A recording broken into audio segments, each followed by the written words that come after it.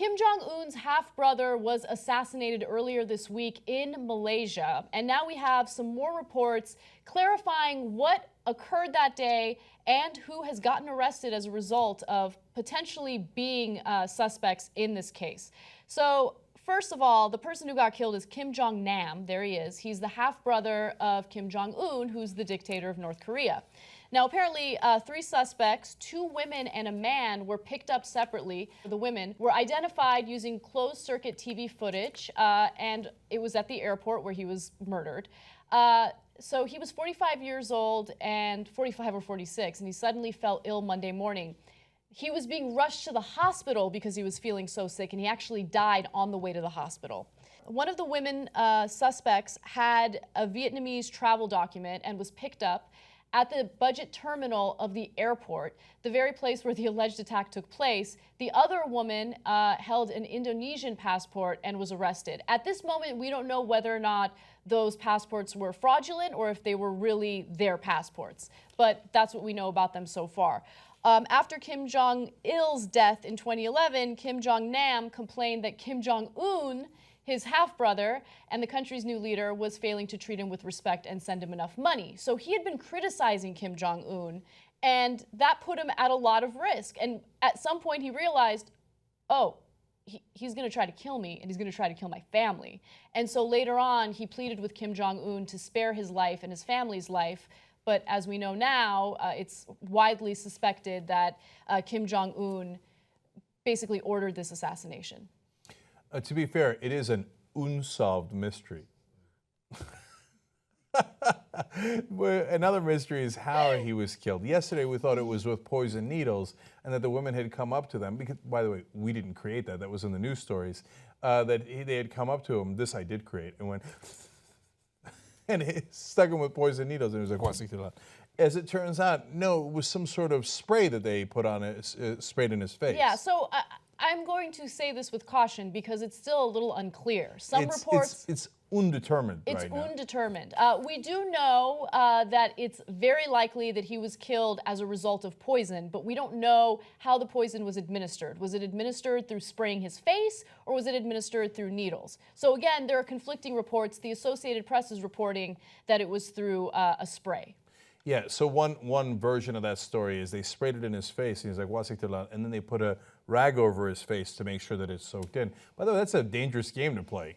If you don't protect yourself properly, that could also, of course, get on you. And then now there are reports, there's a picture of the woman, one of the alleged assailants, and she has an LOL shirt on. And I heard secondhand now, okay, that shirt is now selling like gangbusters online. That's insane. Except not insane, the most usual outcome. I know.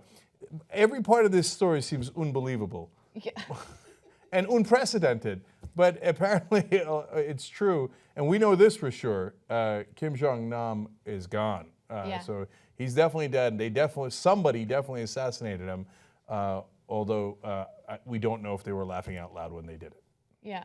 So when we originally covered this story, I noticed something because I was retelling the story last night, and I feel like we've become so desensitized to death that we don't really understand the gravity of what happened, right? Like when I really stopped and thought about it, I'm like, oh my God, this guy was murdered, probably by his half-brother.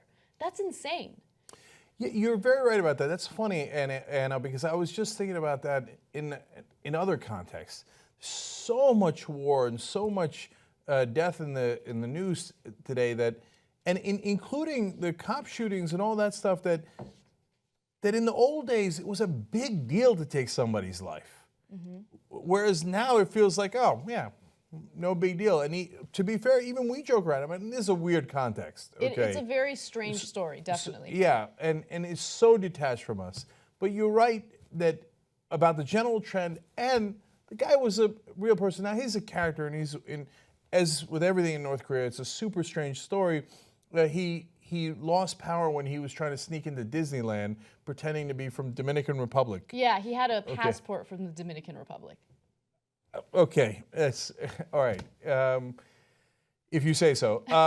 But the other part of the story was also that going to be, you know how they say he leaves behind a wife and 3 kids, or in his case, he left behind 2 wives, a mistress, and several kids. Yep. Every part of the story is weirdly interesting. It's a Lifetime movie. That's what it is. It is. And so, but let's not forget the fact that he was a guy. He was a 45, 46-year-old guy, and he liked Disneyland like a lot of people like Disneyland. He just happened to be born into this insane family, and then he got assassinated, and they killed him out in the middle of everyone.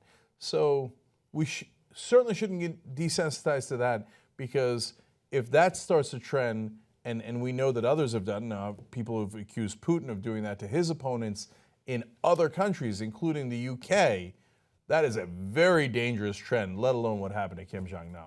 Support independent media and get the whole Young Turks 2-hour show and other network shows all ad-free, tytnetwork.com/join. Come join us today.